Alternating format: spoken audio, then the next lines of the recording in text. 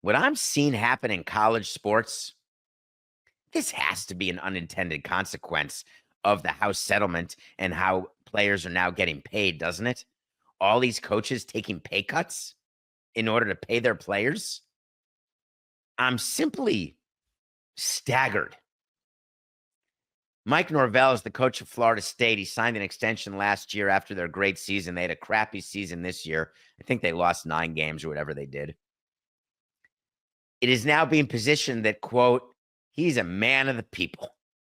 He decided to restructure his contract to give back $4.5 million of guaranteed dollars and make it so we can get the $4.5 million back only through incentives, only through winning games over the balance of his contract. But for all intents and purposes, he gave up the $4.5 million. Part of what Florida State is doing, called Vision of Excellence campaign. I love this. They called it a campaign. You see, colleges raise money all the time for their endowment. They raise money from alums. They raise money from students. They raise money for capital projects. Schools now have decided they need to raise money for people. And those people are not STEM students. Those people are football players. Those people aren't water polo players. Those people aren't Title IX assisted players. No. These are football players. Hard stop. FSU, the Vision of Excellence campaign, it says it right there. It's intended to raise money as the school gears up to share revenue with athletes because of the new house settlement. Remember that house settlement where all the Division I teams, they have the players share about $20.5 million with their school, meaning the school gives them a payroll of like $20.5 million. This starts on July 1st. Mike Norvell is not the only college coach to do this, which got me thinking about this even further. Brian Kelly coaches LSU. He just agreed to take $1 million out of his pocket and match it with anyone who donates to LSU's collective for, of course, LSU players. That's a pay reduction. Mike Gundy, he reduced his salary at OSU, all to give to his players. Do you think that's out of the generousness of their heart? Their view that they're overpaid? Is it a recognition that schools are screwed? You thought this was the solution for college sports. Let's get these players paid. Let's get them employment status. Let's get them unionized. Let's get them finally to be recognized for the contributions they make to their universities. Okay, where's the money coming from? We know your tickets are now being taxed all over the country, various campuses, for the purpose of paying players. Oh, programs being cut, scholarships being decreased in order to compete and sign football players. You wanted this community, you wanted this system, you got it. I hope you don't have children who are wanting to play water polo in school or badminton. I hope that you don't have daughters, because your dream of college scholarships, your dream of college athletics, you're watching it disappear in front of your very eyes. Will there be women's leagues that sprout up that have a few universities, that have a few teams, that play a few sports? Sure. Is there a chance that women's sports will have its moment in college the way Caitlin Clark has led a renaissance in women's basketball now? Yeah, maybe. Not today. Today, schools are spending their time. The president of the schools, the board of trustees of every school, they are figuring out, how do we get our football players paid? You think that North Carolina just hired Belichick and gave him a payroll, a salary of $10 million a year, a payroll of $20 million for the players, and a pool of money for its staff and strength and conditioning people, and that money, poof, is coming out of the pocket of who? That's right. It's coming out of the pocket and the budget buckets in other areas.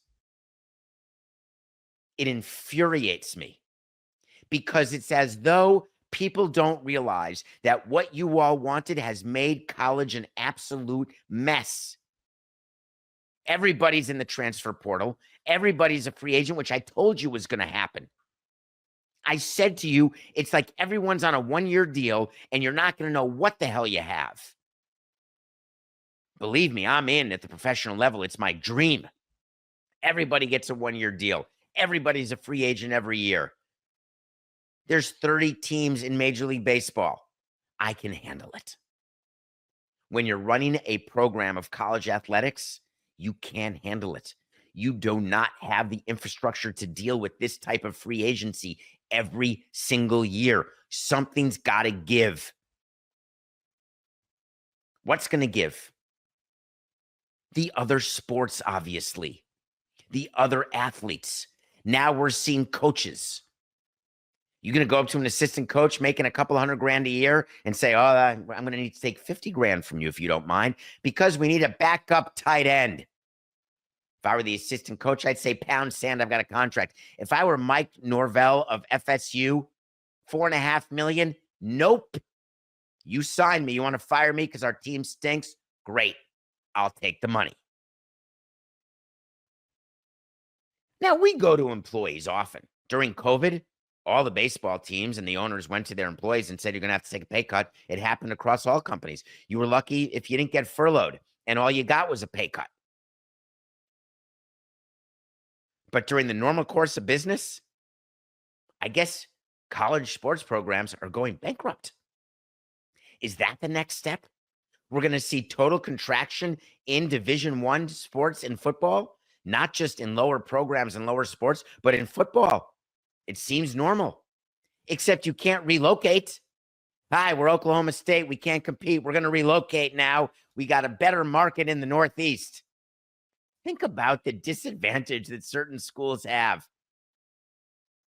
You understand that you're going to have entire shutdown of football programs that will lead to a problem with conference broadcast deals, CFP TV deals. You will have people whose education at these schools who are not athletes be totally destroyed. Because not only would you start with a football program disappearing, what if worse, the football program exists, but they instead cut research to cancer in the med school? Or they cut a philosophy section where you're learning about life and how to think about things and be productive. Though some would argue being a philosophy major or a minor can't be productive, but I am, aren't I? These colleges are big business. They've always been that, but they've been able to operate in a way that allowed the profit part of the business to pay for the unprofitable part of the business in a way that normal businesses don't like doing. If you've got 3 McDonald's stores, I've told you this before, 2 are great, 1's not. You don't take the 2 that are great to fund the one that's not. You close the one that's not. College sports and college universities have never acted that way. They take the profit from the football program and they bolster and boost, pun intended, the other programs, both athletic and non-athletic. By making college the way it is now, they're going to say, no, it's too important that we keep football rolling. I'm very sorry to all the other people. What an absolute mess.